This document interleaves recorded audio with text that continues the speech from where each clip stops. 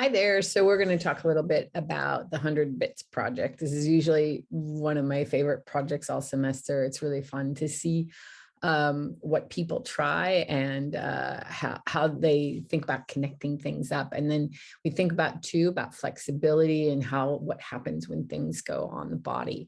So the challenge is to find 100 some things to work with for the project.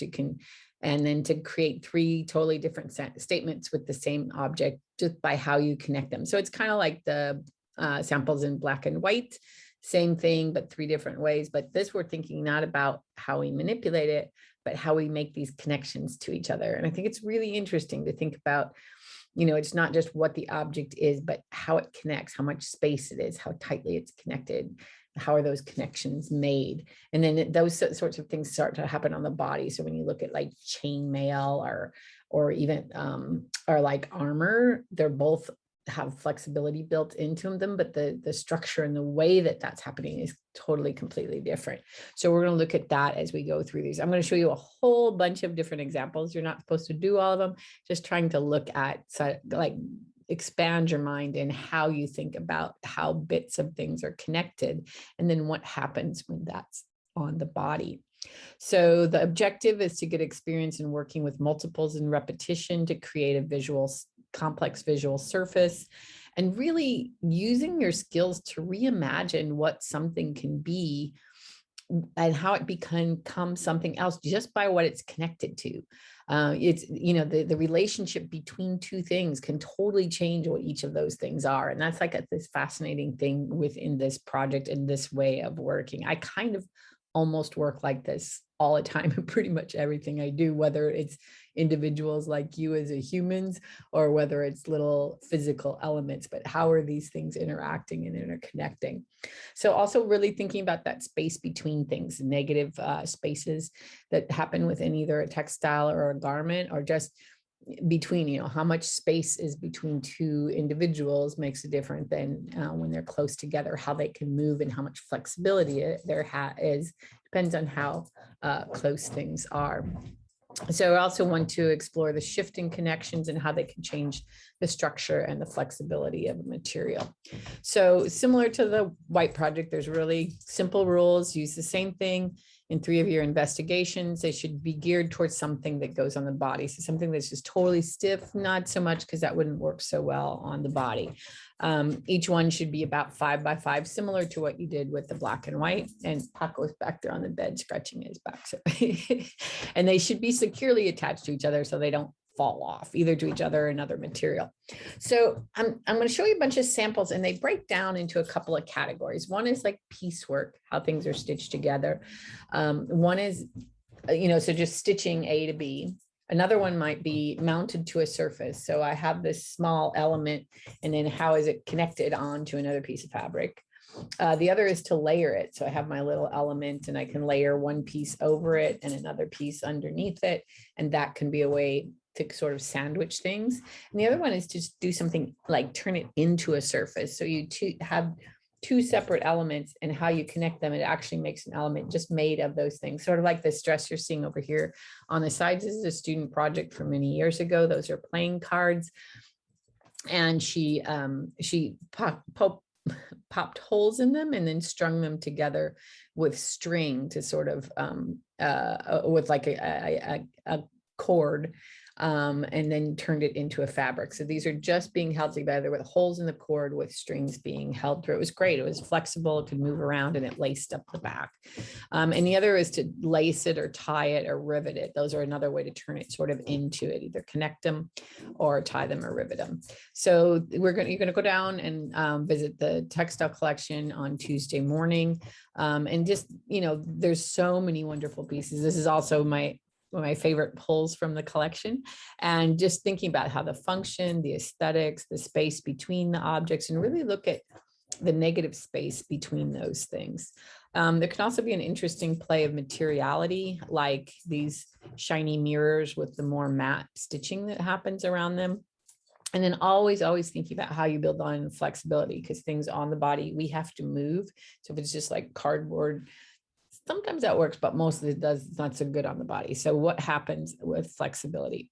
So what kind of objects can you use? So you could use something that's not normally used in clothing, like Q-tips or crayons or nails, or you could use something that is, you could use pieces of fabric, but they should be kind of cut up in pieces rather than like one big piece of yardage. It could be something that's it should be multiples, it could be like ribbon, beads, button zippers, or it could be something that's used in garments like these buttons that are on here. So what you use, it can be like, it could be Cheerios if you wanted to, and that would be totally fine, or Cheetos, something like that. So anyway, so the first list up here that I showed you here, sort of the way to break that is kind of piecework mounted to a surface, inside between other two surfaces, and then turned into a surface in and of itself. So we're going to look at some bunch of examples like that. I'll go through them fairly quickly, but I just want you to get an idea of how to think. So one is piecework. So this is a bunch of squares and triangles of fabric, and then they've been pieced together to make this more complex piece. There's a lot of quilting falls into this piecework. It's all made up of little tiny elements. You move them around, you move the colors around. It's like pixels on a computer. You like just an insane, infinite number of things that you can get, even if it was nothing more than little squares. Be a little tedious. So in these first two examples we're going to look at, these are kind of clean seams. These are stitched right sides together and then pressed and then lined up with another one. This is for people that like to do very precise, careful kinds of stitching. If you're a little bit more like things wild, this is probably not the way to go, but see what kind of fits yours. I just want to show you some details of some of these because they're so beautiful. So you can see these rectangles and how they fit together, and then it's layered up like some of you have been quilting on this last project, and then the quilting machine stitching does this different kinds of stitching on top. These are really, very high professional quilts. This is another one. It's a similar kind of technique, but totally different aesthetic. The way it's sewn together, it's not meant to be straight. It's meant to be kind of crooked and funky, and but it's still just absolutely beautiful piece as well. There's lots of straight and lined up, but it can be really crazy too. If you look closely at quilts, you can start to see, like, here's this little rectangle here, and there's another one here. So it'd be like sort of this one gets stitched to this one, and then that one gets stitched to that one. So you sort of build them up piece by piece going around, and you always press your seams in between before you put it onto the next one. Yeah, probably not surprised to hear that. And this is Paco, because he was at the quilt museum with me and they let me bring him in. And there's this amazing quilt back here behind him where you can see, these little triangles and the way these pieces are quilted together. Really just amazing patterns and color combinations. I think there must be some new software that lets people helps people develop quilt designs, because the things I've seen in the last few years are just like so much more complex than things I've seen before. So there's all these multiple circles running into circles, and you'd have to really, this is all piece, like right sides together piece. This isn't just laid on top. So it's all been figured out ahead of time. So, but really amazing patterns that you can get out of this. It's just, this is a full size like bed quilt. It's just incredible. Another one that these are sort of plays on old fashioned quilt types, wedding rings, where these loops of rings go into each other. And then like this is the star quilt, and then they're sort of running them into each other. So these are super complex, but pretty awesome. These were at the Quilting Museum in Kentucky. And this one's really nice because you can actually see, of course I like it because it's Day of the Dead stuff, but or skeleton things, may not be Day of the Dead, but if you look, the pattern is actually this skeleton, and then you can see there's a seam that goes right here down there. So this is like a triangle or a diamond that's cut out of this fabric that has this skeleton face on it. And then they're all stitched together. This is actually this star quilt. That's the same thing that's happening over on this one. It's the exact same cut and piece. It's just that they have put the that little skeleton figure right in there and then lined them all up. So it makes a star. So that's pretty cool. You could only do that if you had like a really exact piece of fabric. And then look, there's the hip bone and the arm over here too. That's pretty cool.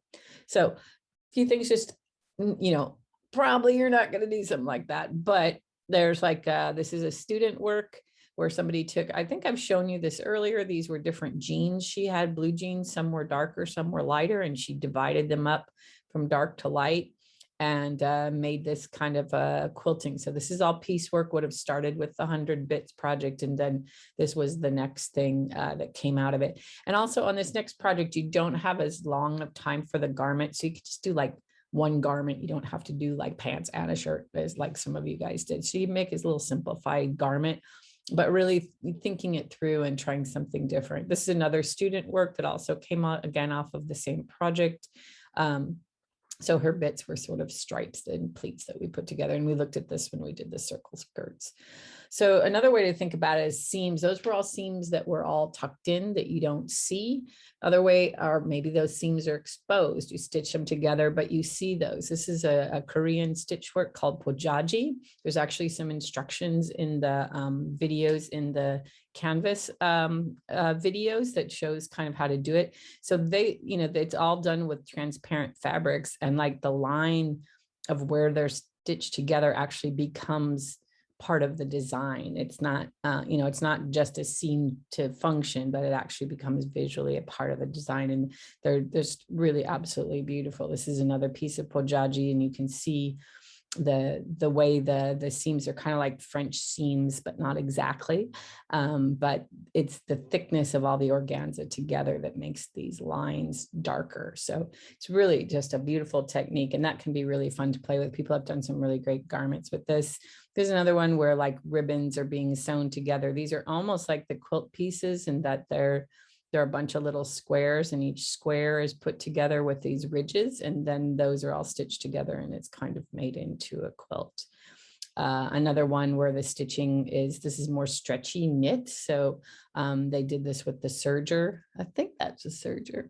Serger would do it, but really close together. Anyway, really close together. So that edge and that ridge then becomes very important. So that outside line, the seam itself and the edge itself becomes part of the design. This is not on the garment, but you can see again the way the edge has been treated, that that raw edge becomes part of it. Another one is to mount things to it. So any bead work is like mount, well, not true. There's some that's not, but if you're sewing beads onto something, then that would be like mounted as being attached to a base that's underneath. So this is actually, this is quilt. These are sewn as they're mounted on. So there's like one large base piece underneath of red. And then as you move in closer, you can see that these are little pieces of felt, but this is nice wool felt. And these are actually old army blankets. And these were done by men back in the late 1700s. And they're cut up, but because the wool doesn't fray, they kind of pile them up and make these interesting designs out of it. And thinking about it, some of you guys have been doing wool. If you could find old wool blankets, that would be something that would get you that dense wool that you're trying to do. And then here's some stitching that's here along the edge.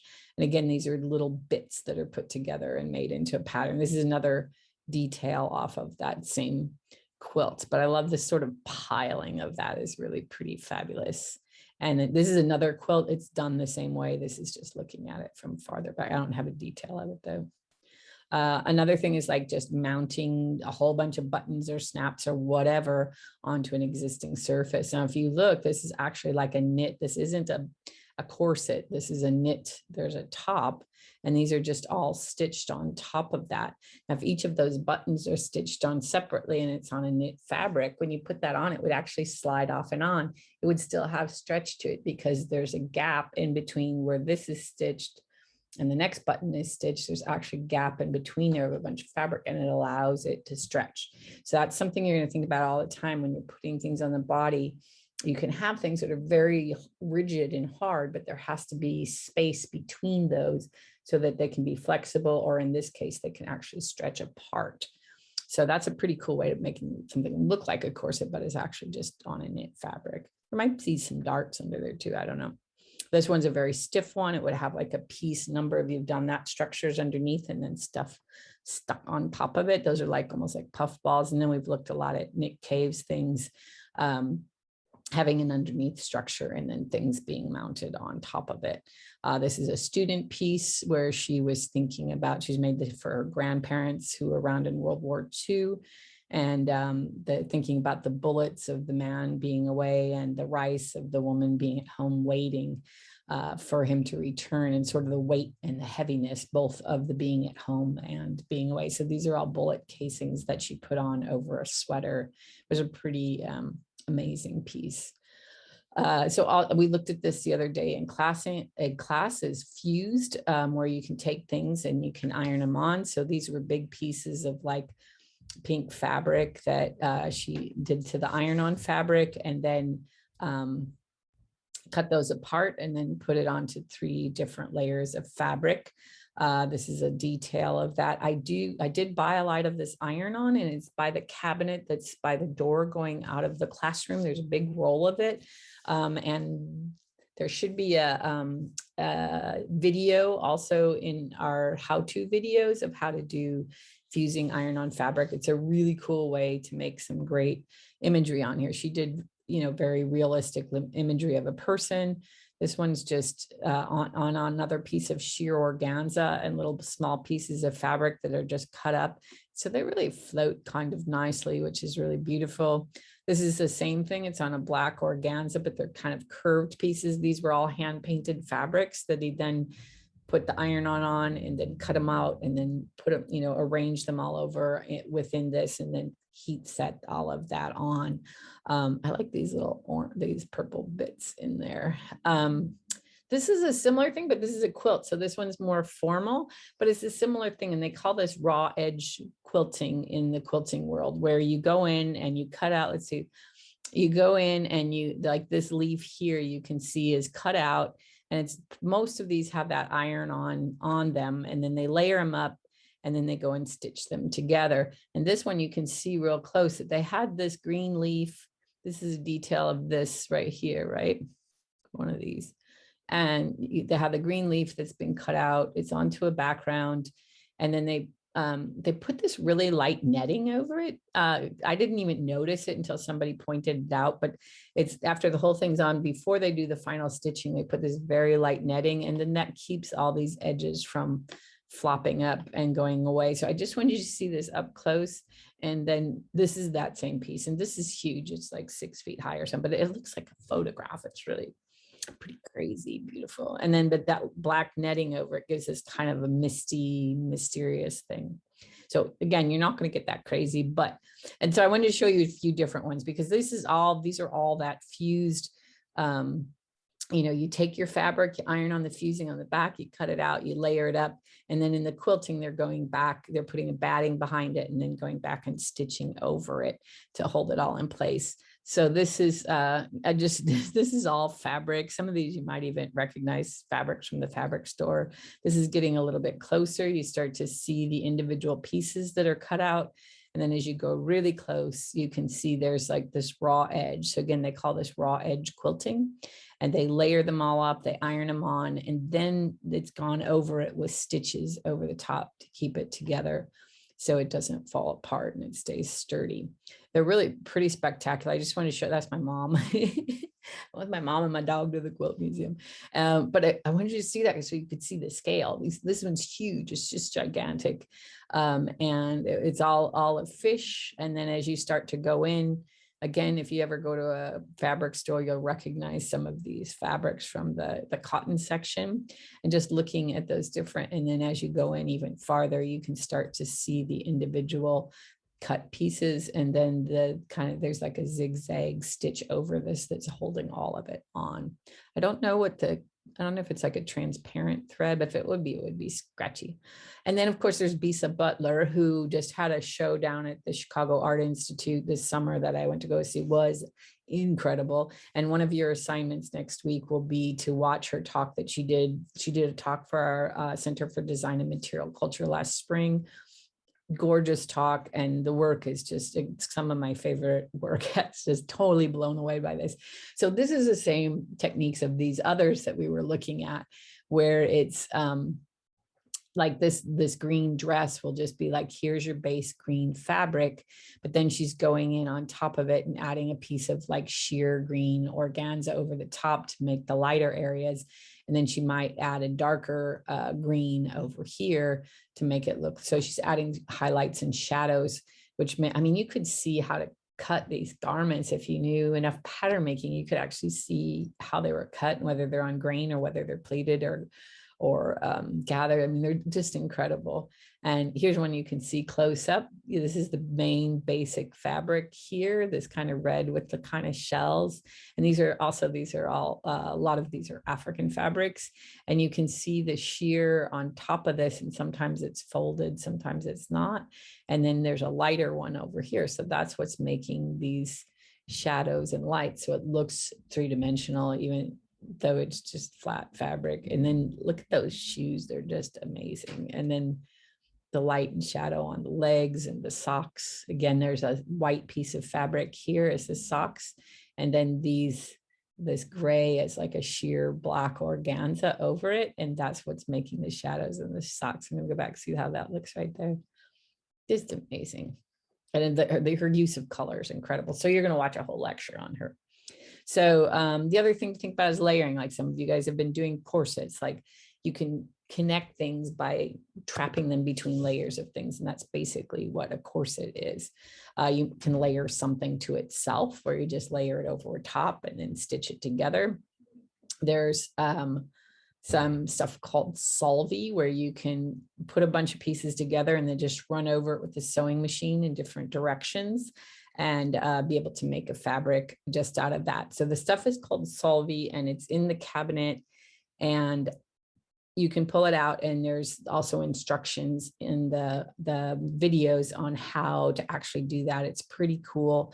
You're basically building up the surface just with thread. So this is some small strips of fabric. This is what I made, and just a whole bunch of stitching. There's also a little container up in the gray cabinet where I have the door that makes all the noise that says, I think it says Solvi in it. It's a little beige bucket. And if you pull it down, you can see all of a bunch of different samples in there, and actually see, and there's some Solvi in there that you can use to make samples if you want to try to do this. So it's actually a really nice way to sort of connect things together too. It's kind of cool. So what it does is you've got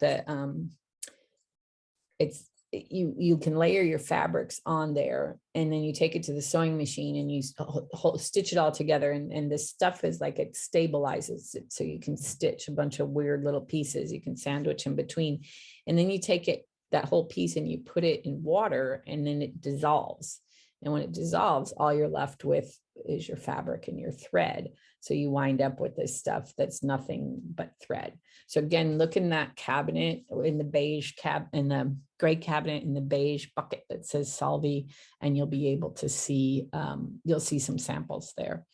Other ways, layer things between something else. This is layered between pieces of sort of plastic, and you can zip it out and things come in. This one I think I probably talked to you guys about before. These are 40 pounds of river rocks. This is one of my own pieces, and it's sort of layered by being trapped inside these big pieces of taffeta. So this one, when I made it, the skirt was huge. It filled my entire living room all the way across. And by the time I tied all those little knots in there, this is how big it is. And you can see the surfaces that you get there. So this is 40 pounds of rocks, like all tied in using kind of a shibori, not like when we did the shibori. So you can also layer with rigid elements. Maybe your element is a line instead of little bits, but that's kind of what corsets are. You layer them up, and you can see the stitching that's going in between these, which is pretty lovely. This is also layering, but sort of in a shaped way, so that you can start to see, start to get some dimension. But there's also, like, the rigidity is just in these lines, the curves that go around, but the rest of it is fabric. So this thing all actually collapses down and collapses out. There's a bucket that says boning in it, in those beige cabinets, that there's a bucket that looks about, or in the gray cabinets, where it actually has this structure, so you can see how it's made. I pulled it out for a few of you before. These are also some rigid structures within there. This is a student work where she took rigid structure. She was weaving, and she actually took batteries from like watch batteries. You can see there's little bitty circles in there. And then she wove this long strip and just kept inserting one. So every one of these dots is another battery that's been inserted into the weaving. And then she made this headpiece on it that's stitched together in a few places that hang around. But it's another things being layered inside of things. Things turning something into a surface. Like this is Paco Rabanne from the 1960s.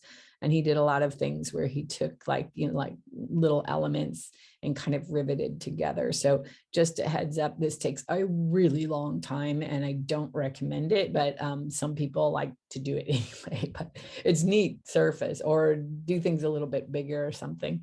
But these take a long time to do, but they're pretty cool. But I like these basically on this one over on the left, it's basically the same shape. And depending on how it's overlapped, it actually makes different surfaces. Here they're sort of next to each other like a checkerboard, and then here they're overlapped kind of like fish scales. So in one area it's more opaque, and in one area it's more transparent, and it's just by how they're connected, which I find like super fascinating. This is a student work. She took a bunch of zippers and stitched them together. So one set of zippers is this way and one set of zippers is that way. And actually when you close all the zippers up, it's just a little bitty mini skirt that just barely goes about where her hands are, but it can zip down all the way.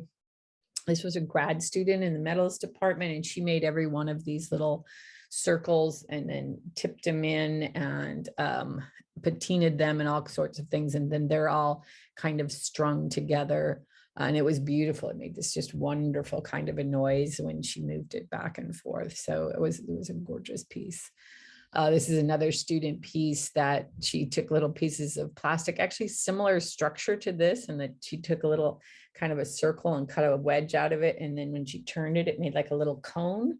And that's what this was too. It made like a little cone, except rather than these being metal, they're pieces of plastic. And then she put snaps on them, like the kind that you can clamp through. And so each one had 2 or 3 snaps. So you could actually kind of snap your garment together and then unsnap it and re-snap it in a different way. And she was actually part of this installation where it went all the way out to the walls, and over an hour she would like unsnap. She was all snapped to this wall and she rearranged and went and snapped over to the other wall, which was pretty cool. But that was a lot of little pieces.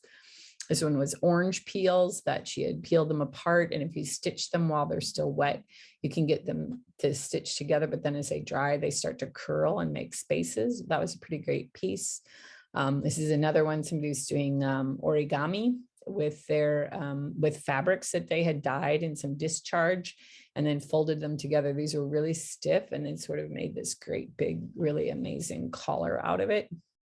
Another way to put things together is lacing. These are pop tabs from like a soda or beer cans.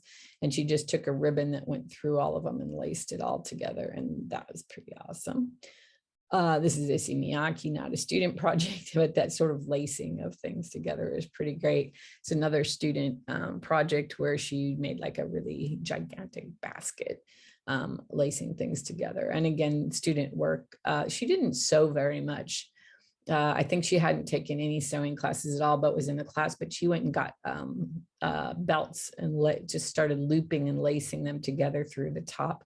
It was just an absolutely gorgeous piece. And then underneath, she just had a really beautiful piece of fabric that she pulled around the waist and was just held up. There might have been elastic waist, or maybe even just had a belt on it or something.